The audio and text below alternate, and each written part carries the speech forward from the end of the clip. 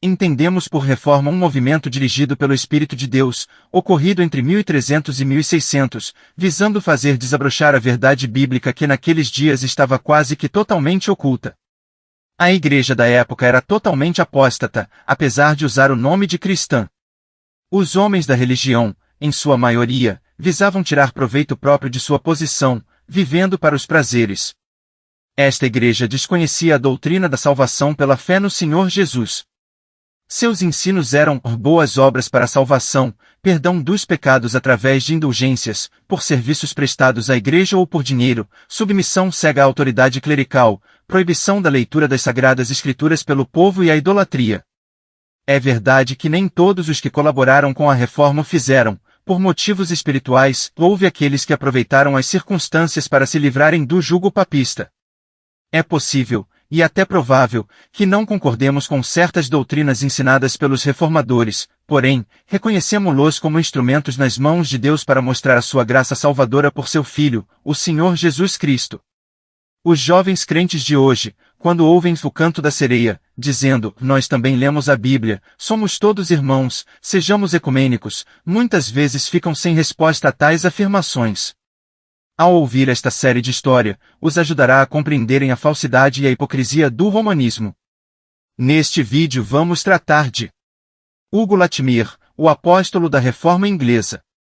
Nasceu em Turkaston, aldeia que fica a poucas horas da cidade de Leicester, na Inglaterra.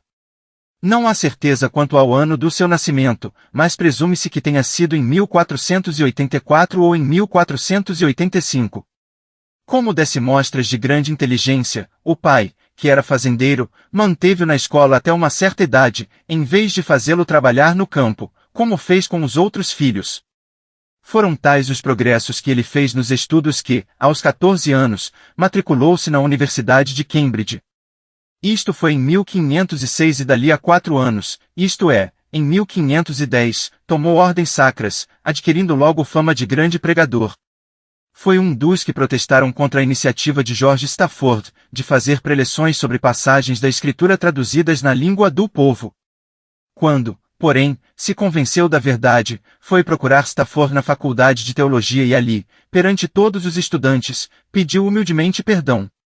Agregando-se ao desprezado grupo que tinha por líder Thomas Bilney, começou a visitar os enfermos e os encarcerados, exortando-os a terem paciência e a reconhecerem os seus pecados.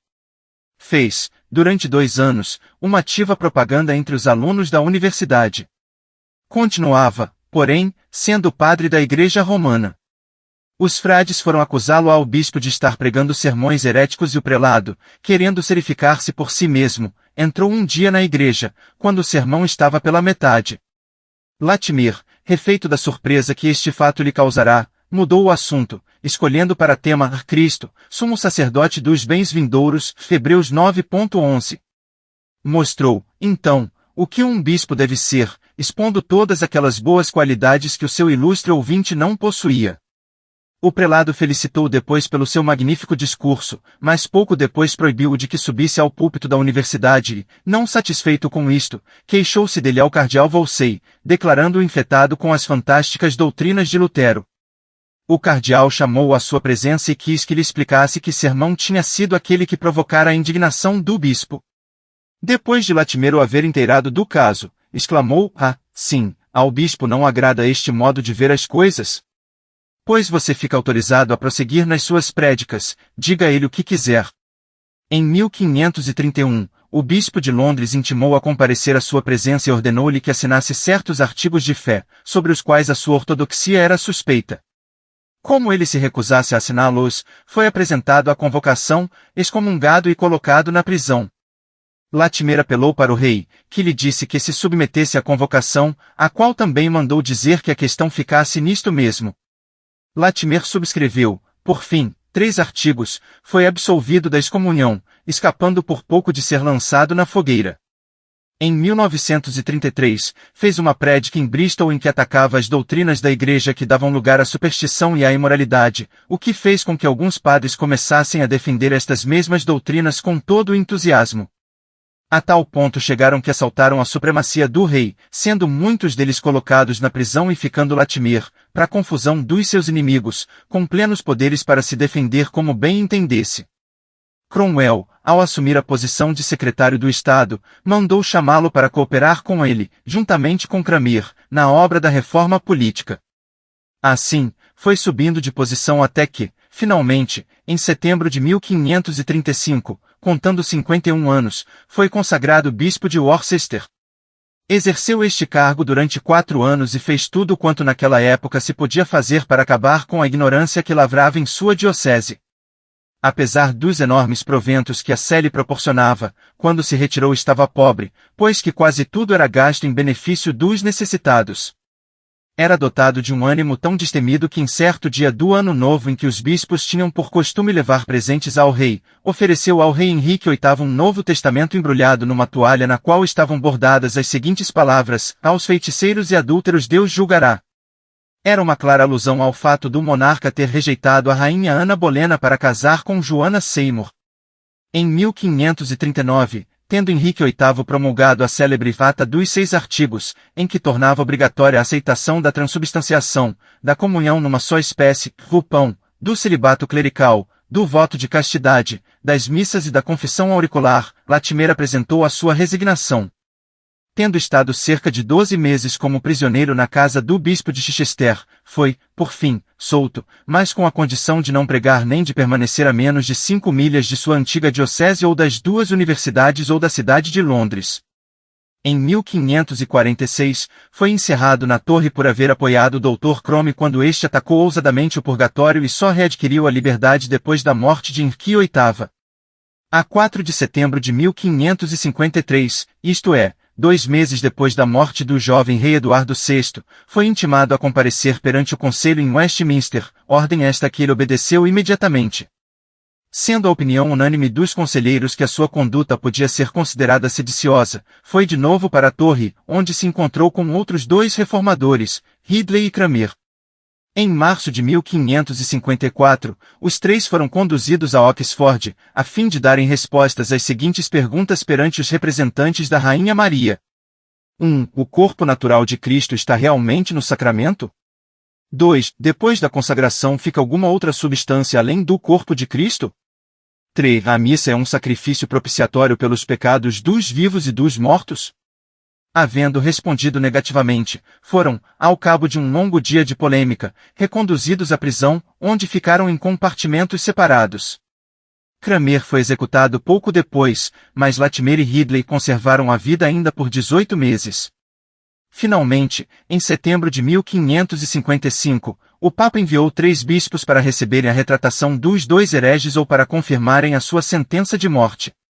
O segundo dos encargos é que ficou resolvido que a execução teria lugar no dia 16 de outubro. Chegado este dia e depois de ouvirem um breve sermão pregado por um tal de Dr. Smith, que apostatara do protestantismo, foram colocados pelos verdugos em posição conveniente, deu-se a ordem para se acender a fogueira.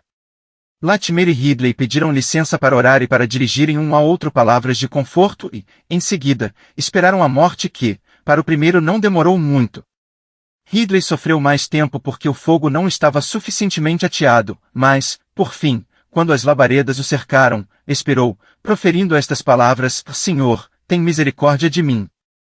Ao finalizar, vamos ver em que consiste este movimento chamado de Virmãos? Para muitos dos seus amigos cristãos, eles aparecem como figuras indistintas, um pouco exóticas, possuídas de um forte desejo de permanecerem anônimos, e sem pretensões de serem reconhecidos como denominação vasta e influente. Tem muitos salões de reunião, mas nenhuns profusamente decorados, ou arquitetônicos templos de adoração. São normalmente vistos como cristãos bem-intencionados, mas desprovidos de história, e dificilmente de qualquer identidade. É contudo interessante notar que um historiador, ao escrever acerca do movimento dos irmãos, começou as suas observações afirmando o seguinte: não tem paralelo em toda a história da Igreja de Deus, visto que em nenhuma outra altura foi a palavra de Deus por si só e liberta de qualquer tradição, tomada como guia daqueles que têm buscado um reavivamento na Igreja de Deus. H. Sultan, 1863. Muitas pessoas considerarão a afirmação acima como algo de extravagante, mas verifica-se que ainda hoje os irmãos aderem muito de perto à palavra de Deus, e buscam ser primariamente guiados por essa palavra. Assim, a pergunta tem que ser feita: como surgiu este movimento? Onde começou? Quem foram os homens e mulheres envolvidos no seu começo? Será que a voz deste movimento tem alguma relevância no mundo evangélico atual? Terá ele tido algum efeito marcado na mudança do padrão do pensamento evangélico desde o seu princípio? De forma a poder responder a todas estas perguntas com profundidade, seria necessário ter-se ao dispor mais tempo e material do que este escritor possui. Só nos é permitido assim oferecer um breve esboço da história do movimento, referindo sumariamente algo relacionado com os esforços missionários, ou seja, a difusão do movimento à escala mundial, e considerando a posição doutrinária e situação atual do movimento, no fecho do século XX. Ao olharmos para a história do movimento dos irmãos, chegamos rapidamente à conclusão de que se trata de uma descrição cativante de uma contínua herança espiritual que tem suas raízes nos tempos apostólicos. É verdade que o movimento agora conhecido por irmãos Plymouth, irmãos cristão pode ser reconstituído até a data de 1825, mas sido provado que este foi simplesmente um saliente, marcando um acontecimento dentro de movimento constante do cristianismo. A declaração de Sultan, referida no capítulo 1, conquanto possa ser um pouco enfática, mostra pelo menos uma coisa: se os pioneiros irmãos estavam pisando o caminho bem gastos por anteriores espíritos radicais, fizeram-na na ignorância de seus predecessores. O momento foi uma erupção espontânea de um continuado elemento no cristianismo, que ainda hoje é largamente ignorada pelos escritores de assuntos religiosos. Não se pode assim marcar uma data definida para o começo desta obra de Deus que conhecemos como movimento dos irmãos. Ao contrário disto, porém, parece que durante um determinado período de tempo certos homens piedosos reconheceram que nem tudo estava bem com a igreja estabelecida. Eles ansiavam por uma caminhada mais íntima com o Senhor, e um relacionamento mais simples e significativo com Ele. Na maior parte dos países da Europa Ocidental e na maioria dos grupos religiosos, o começo do século XVIII foi marcado como sendo uma altura de declínio da vitalidade. Nos países católico-romanos, Roma dominava e determinava os termos pelos quais pessoas se podiam aproximar do Senhor. Nos países protestantes estava-se na idade da razão, e todas as formas de fervor religioso eram consideradas perigosas e degradantes. Os pioneiros irmãos foram de muitas formas uma reação contra a atitude dominante e ditadora do catolicismo romano, e a inércia e superficialidade do protestantismo em geral.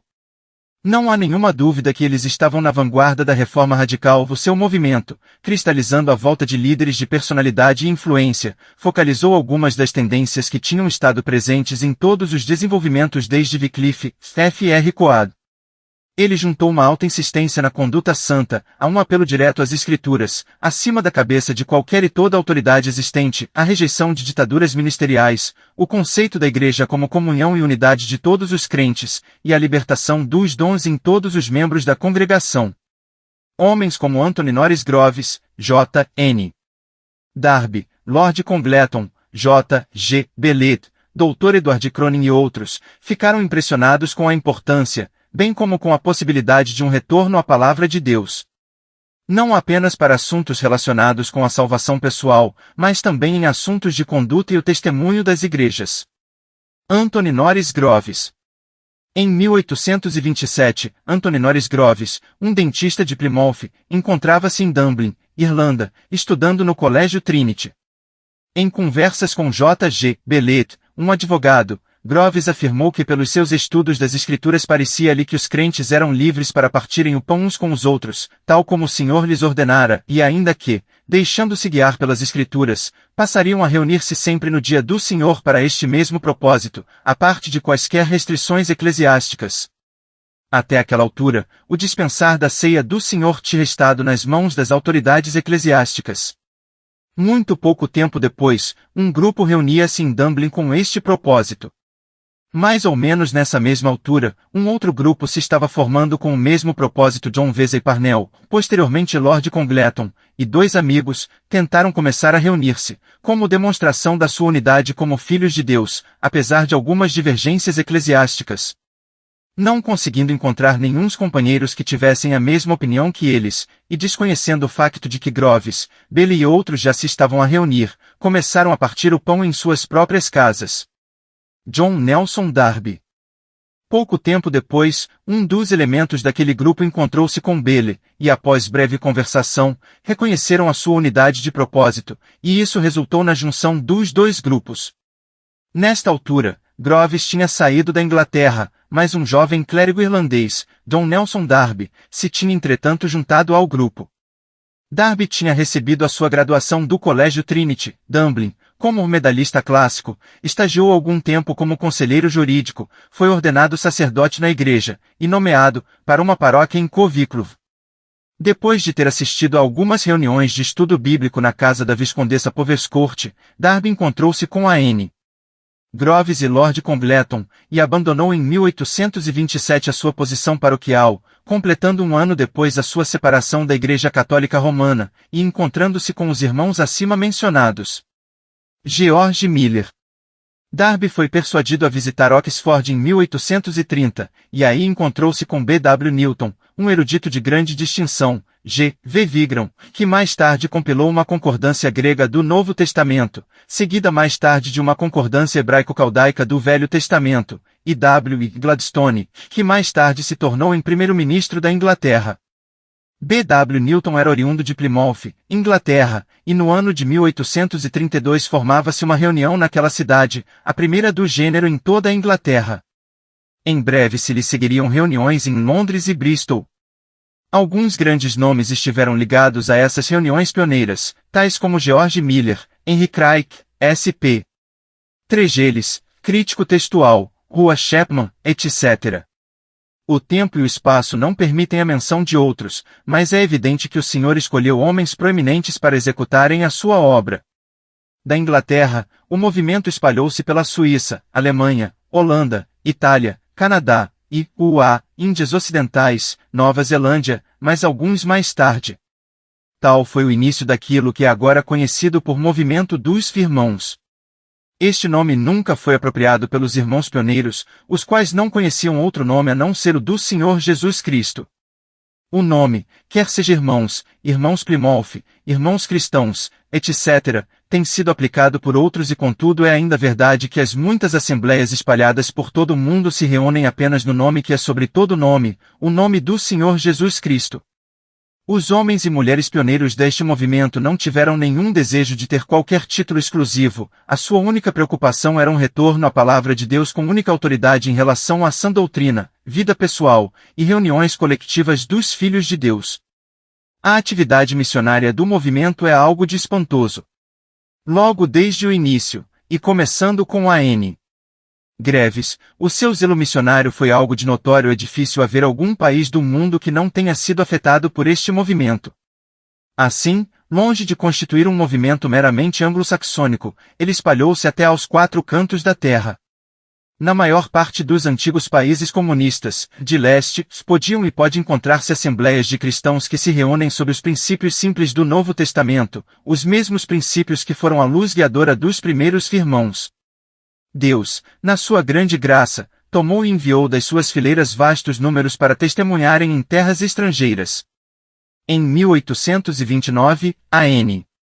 Groves, dependendo apenas de Deus, foi até Bagdade, capital do Iraque, por meio de um pequeno iate, indo primeiro a S. Petersburgo, ex-Leningrado, e depois através do sul da Rússia, em carroça, até Bagdade. Foi com sua esposa e 2 filhos, de 9 e 10 anos, o tutor dos rapazes, a irmã de Sr. Groves, Lydia, Miss Taylor, e o Sr. Batty, um jovem da Irlanda. Depois de terríveis contratempos, começaram a trabalhar em uma região que estava sendo devassada pela praga bubônica. Quase todos os habitantes da cidade eram muçulmanos fanáticos que se deliciavam em assassinar pessoas, fazer guerras e roubar. Durante aquele tempo, Mary Groves morreu atingida pela praga, bem como o pequeno bebê que lhes tinha nascido. Mais de 30.000 pessoas pereceram naquela terrível doença. Durante todo aquele tempo Groves tinha se mantido fiel ao seu senhor, dependendo dele apenas para suprir as suas necessidades. De Bagdade, Groves foi até a Índia, e estabeleceu ali o trabalho no Delta Godavari. Visitando Inglaterra em 1853, ficou enfermo, e passou à presença do seu senhor na casa de George Miller, em Bristol, com a idade de 58 anos. Groves era um exemplo típico dos velhos pioneiros, aqueles que através de labutas autoimpostas e sacrifícios levaram o evangelho a muitas terras, estabelecendo assembleias de povo de Deus, e dando muitos o seu todo, e mesmo até suas vidas por amor ao evangelho. A obra no continente europeu tinha sido ajudada por uma viagem evangelística na Espanha, em 1832, conduzida por R.C. Chapman. Mais tarde, isso foi acompanhado e seguido por ensinadores, e depois de 1869 a obra desenvolveu-se em Barcelona, Madrid, e na província da Galiza. Cerca de 1870, a obra desenvolveu-se também em Portugal, e tornou-se um dos maiores grupos evangélicos no país. Um trabalho interessante começou na Itália, sob a liderança de Conde Piero Guicciardini, cabeça de uma das mais antigas e famosas famílias em Florença. Em 1851, Guicciardini e outros 6 crentes foram presos pela polícia por terem organizado leituras privadas da Bíblia, em sua casa. Foi condenado a 6 meses de prisão, e mais tarde exilado. Numerosas prisões de crentes se seguiram em Florença, por nenhuma outra razão a não ser a profissão da fé evangélica, e por organizarem leitura da Bíblia em seus lares. A Itália tem tido um forte trabalho indígena por mais de um século, o qual continua, apesar do que inimigo possa fazer. Os esforços missionários continuaram a espalhar-se através de toda a Europa, América do Norte, do Sul, Canadá, Nova Zelândia, Austrália, África, Rússia, Índia e Ilhas das Caraíbas. A China, Japão e outros países do Extremo Oriente foram alcançados e grupos de assembleias foram formados em todos estes lugares. Muitas organizações missionárias bem conhecidas atualmente tiveram suas origens nos Irmãos. Podiam-se mencionar muitos nomes ligados ao grande esforço de obedecer ao mandamento de Senhor, e de todo o mundo e pregai o Evangelho. Podemos pensar no Dr. Baedeker, que gastou tanto tempo na Rússia, Hudson Taylor na China, F.S. Arnold na África, C. Bull no Tibete, ao lado dos que já foram mencionados, e muitos mais que deixaram suas casas e familiares, sacrificando-se, em simples obediência ao mandamento do Senhor. Tem sido afirmado que de todos os grupos evangélicos, nenhum providenciou tantos missionários para terras estrangeiras como o movimento conhecido por Irmãos. A nossa oração constante é para que os jovens de hoje possam receber essa mesma visão que receberam os primeiros irmãos, entregando-se totalmente ao Senhor, e estando dispostos a ir onde quer que Ele se envie. Os campos de hoje estão na verdade brancos para a ceifa, o mandamento de ir foi dado há quase 2000 anos atrás, e nunca foi rescindido. Há tantas portas abertas, tantas almas partindo para a eternidade sem Cristo, que desculpa teremos nós para apresentar ao Senhor por não termos saído para alcançar os perdidos? Jovem cristão, não esperes que os homens te enviem, olha somente para o Senhor, e confia nele completamente para a direção e para o suprimento de todas as tuas necessidades. Não compareças perante o tribunal de Cristo de mãos vazias. Nesta sessão, tentaremos contemplar brevemente a posição doutrinária do movimento dos Irmãos, e considerar a posição corrente. Não tem faltado ao movimento seus críticos e detratores, mas poucas pessoas espirituais poderiam negar que não tenha sido uma tentativa honesta de retorno às Sagradas Escrituras, e que tenha certa medida atuado como um saída à terra para pôr em xeque a apostasia da cristandade moderna. Os antigos crentes em Dublin e Plymouth voltaram ao Novo Testamento para sua direção. Eles não perguntaram, que diz Roma, ou, que pensavam os pais da igreja, mas sim, que diz Espírito Santo através da palavra.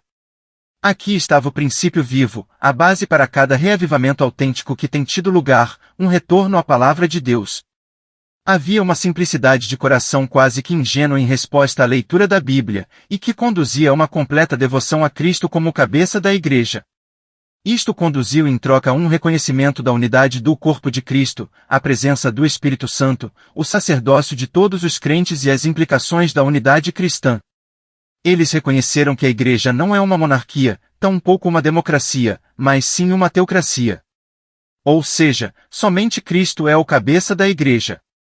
A liberdade do Espírito não é a liberdade para que cada um faça o que lhe apetece, mas para que cada um seja guiado e controlado pelo Espírito Santo. Uma coisa que se verifica em assembleias modernas é a relutância em reconhecer a importância de uma obediência literal ao ensino das Santas Escrituras.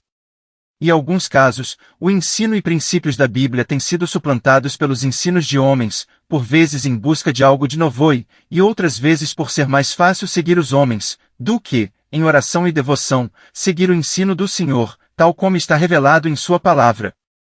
Nos dias antigos, o exame longo e cuidadoso das Escrituras constituía a regra na decisão da conduta, tanto dentro como fora das reuniões. Os antigos irmãos verificaram que o próprio Senhor coloca anciãos em cada igreja como guias e ensinadores.